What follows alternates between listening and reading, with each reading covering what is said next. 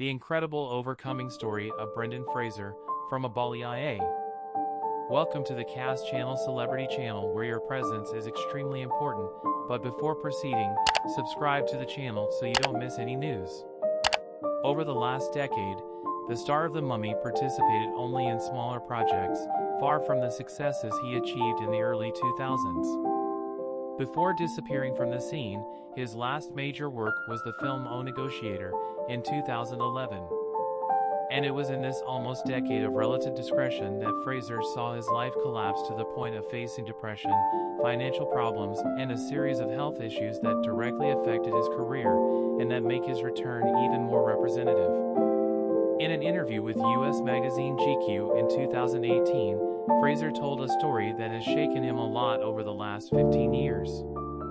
In the midst of the Me Too movement, which exposed several cases of sexual harassment against women around the world, including Hollywood, the actor revealed that he had also been a victim. He says he was groped by a journalist in 2003, an episode that really messed with his psychology at the time. According to Fraser, the case happened after dinner at a hotel in California, and that, when it was time to leave, the journalist and then president of the Foreign Press Association, Philip Burke, sexually violated him by squeezing his buttocks and using his fingers to try to anything else. The actor said he went into shock right then and there and didn't know what to do. Even having removed the aggressor, he says he was unable to make any denouncement nor make the case public at the time, managing only to cry. To the magazine, he tells that he felt like a child and all he could do was cry to his then wife.